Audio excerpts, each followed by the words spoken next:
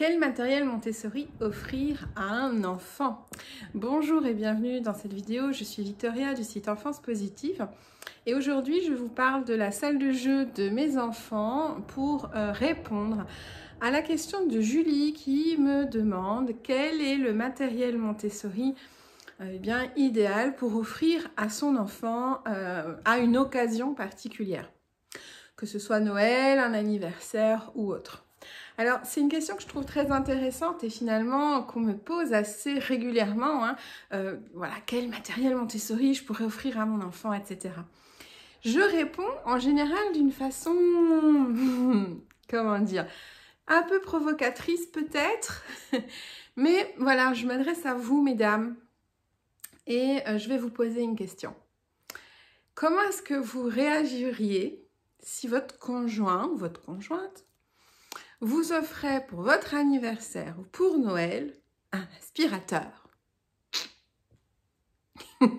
Alors peut-être que je vous choque. Bon, je suis désolée, mais le but c'est de vous faire réfléchir. Un matériel Montessori, c'est quoi? C'est un outil pédagogique qui va avoir pour objectif de permettre à un enfant d'apprendre quelque chose.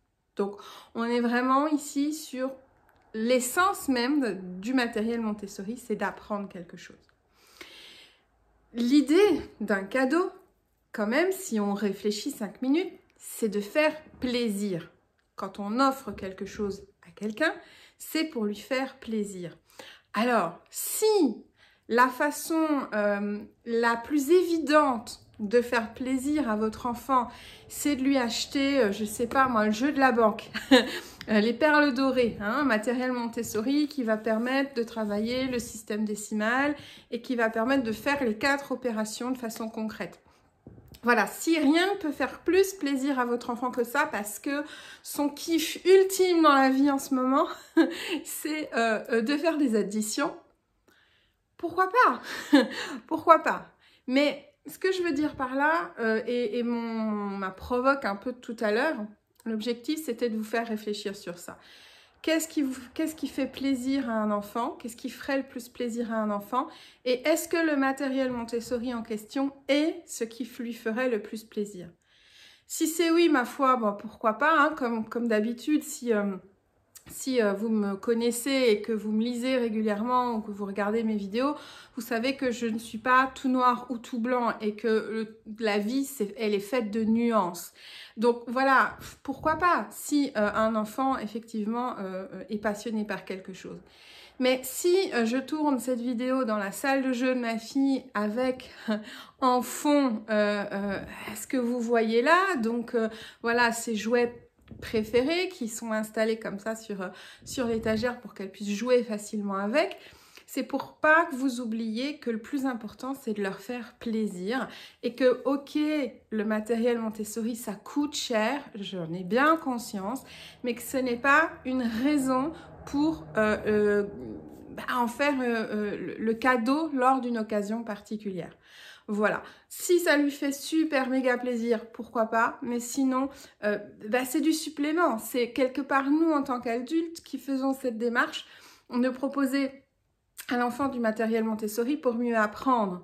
C'est pas lui, à un moment donné, qui se lève le matin et qui vous dit « je voudrais je rêve depuis toute ma vie, je rêve des perles dorées Montessori ». Ça peut vous paraître évident, mais voilà, parfois, quand on est pris dans la passion, nous, de la pédagogie Montessori, on oublie que c'est notre passion à nous et que l'enfant, il a peut-être rien demandé ou que lui, c'est ok, il vous suit dans cette histoire, mais c'est pas pour autant que c'est son super grand kiff à lui.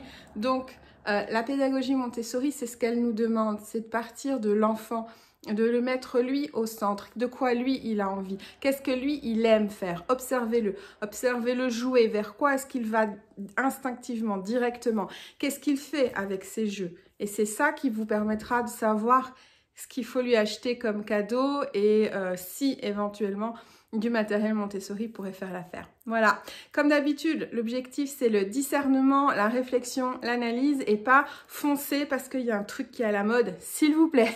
Surtout que Montessori c'est tellement plus complexe que ça et que c'est tellement plus que ce que vous pourrez jamais voir sur les réseaux sociaux ou dans les blogs, etc. Ce que vous voyez sur Internet, c'est la partie émergée de l'iceberg. Et il y a vraiment énormément de connaissances et de structures et de choses très très profondes qui sous-tendent un petit peu tout ça. Voilà, si vous avez envie d'appliquer la pédagogie Montessori chez vous, à la maison, et que vous n'avez pas forcément beaucoup de budget, j'ai créé une petite série de mails, donc un petit challenge que je vous propose de suivre. C'est gratuit, je vais vous laisser l'indication dans la description si vous avez envie d'apprendre à pratiquer la pédagogie Montessori sans vous ruiner. Je vais le mettre en description. Il n'y a pas forcément besoin d'acheter énormément de matériel et surtout pas finalement d'en faire l'occasion d'un cadeau au risque de passer un peu à côté de ce qu'ils préfèrent. Allez, je vous dis à bientôt. N'hésitez pas à commenter pour qu'on puisse discuter de tout ça.